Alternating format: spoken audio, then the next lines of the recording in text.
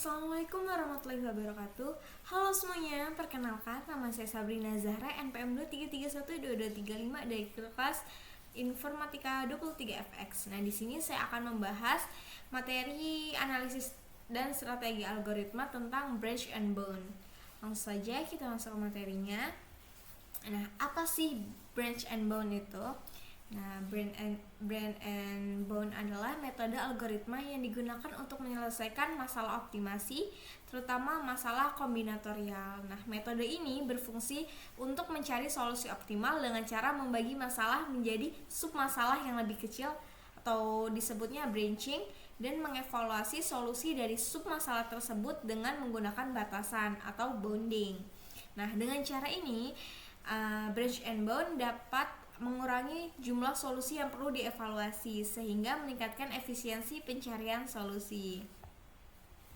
Nah, di sini kita punya konsep dasar branch and bound. Nah, yang pertama ada branching, yaitu cabang. Nah, branching yaitu proses membagi masalah menjadi beberapa submasalah seperti tadi. Setiap submasalah mewakili bagian dari solusi yang lebih besar.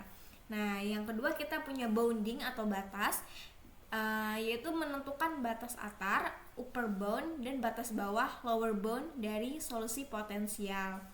Nah, yang ketiga kita punya pruning atau pemangkasan, yaitu menghapus cabang atau submasalah yang tidak mungkin menghasilkan solusi optimal berdasarkan evaluasi batas. Nah, dan yang keempat kita punya solusi optimal, yaitu cabang yang tersisa setelah pemangkasan adalah solusi terbaik. Nah, selanjutnya apa sih komponen utama dalam branch and bound ini? Nah, yang pertama kita punya node atau simpul. Nah, yaitu representasi submasalah dalam pohon keputusan. Yang kedua kita punya tree structure, yaitu struktur pohon, yaitu gambaran visual bagaimana masalah utama dipecahkan menjadi cabang-cabang yang lebih kecil. Nah, yang ketiga ada upper bound, yaitu estimasi maksimum dari solusi terbaik yang mungkin dicapai dalam suatu cabang. Dan yang keempat ada lower bound, yaitu estimasi minimum dari solusi terbaik yang mungkin dicapai dalam suatu cabang. Kalau upper itu maksimum, kalau lower itu minimum. Dan yang terakhir ada heap and queue, yaitu digunakan untuk menyimpan dan mengelola node yang belum dievaluasi.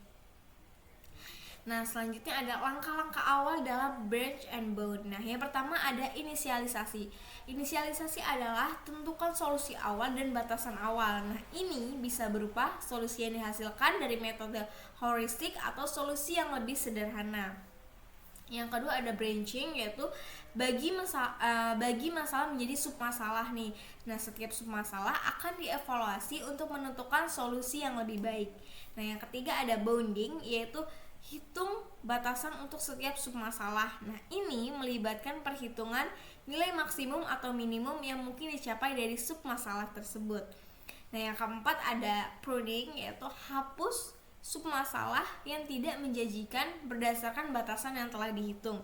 Nah, jika batasan dari submasalah ini lebih buruk daripada solusi yang terbaik yang sudah ditemukan, maka submasalah tersebut tidak perlu dievaluasi lebih lanjut. Nah, dan yang kelima ada iterasi, yaitu ulangi langkah 2-4 sampai semua submasalah dievaluasi atau sampai solusi optimal ditemukan. Nah, apa sih kelebihan dan kekurangan dari branch and bound ini? Nah, kalau kelebihannya yang pertama adalah efisiensi. Nah, dari efisiensi ini kita dapat mengurangi jumlah solusi yang perlu dievaluasi sehingga lebih cepat dibandingkan metode pencarian brute force. Nah, yang kedua yaitu solusi optimal. Nah, dari solusi optimal ini kita dapat menemukan solusi optimal untuk masalah yang lebih kompleks. Dan yang ketiga adalah fleksibilitas, yaitu dapat diterapkan pada berbagai jenis masalah optimasi termasuk masalah kombinatorial dan linear. Nah, apa sih kekurangannya? Dan pasti di mana ada kelebihan pasti ada kekurangan. Nah, kekurangan yang pertama yaitu memori. Nah, algoritma ini memerlukan memori yang besar untuk menyimpan semua node dalam pohon pencarian, terutama untuk masalah yang sangat besar. Nah, yang kedua adalah waktu komputasi. Meskipun lebih efisien daripada brute force, waktu komputasi masih bisa lebih lama untuk masalah yang sangat kompleks.